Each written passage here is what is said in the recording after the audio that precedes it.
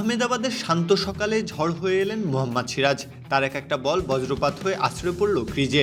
West ইন্ডিজের ব্যাটাররা বাধ্য হলেন আত্মাহুতি দিতে। নতুন বল হাতে এই দানবীয় সিরাজকে যে সামলানো যায় না তা প্রমাণ হলো আরও একবার।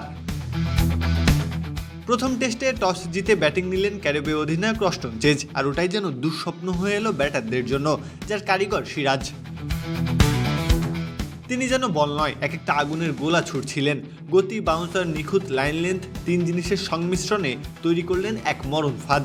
প্রথম সেশনে তুলে নিলেন চারটা উইকেট। এর মধ্যে নিজের করা প্রথম 24 বলেই নিলেন 3টি। ইনিংস শেষে তার ঝুলিতে 40 রানে 4 উইকেট।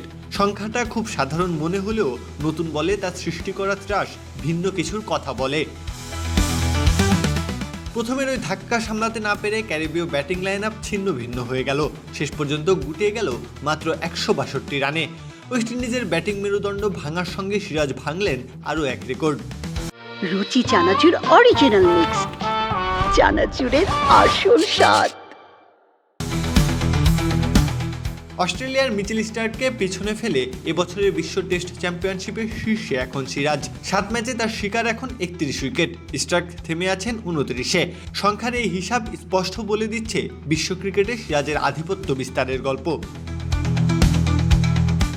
এই সিরাজকে শুধু সংখ্যায় মাপা যায় না। চাপের ম্যাচ, বড় মুহূর্ত, বড় প্রতিপক্ষ, সবকিছুতেই তার ভেতর থেকে বেরিয়ে আসে অন্য এক রূপ। প্রতিপক্ষকে উড়িয়ে দেন আগুনে গতি আর নিখুঁত সুইং দিয়ে। নতুন বলে প্রতিপক্ষকে তছনছ করেন প্রতিবারই, প্রতিটা ডেলিভারিতে। প্রত্যহ কাব্য, খেলা 71।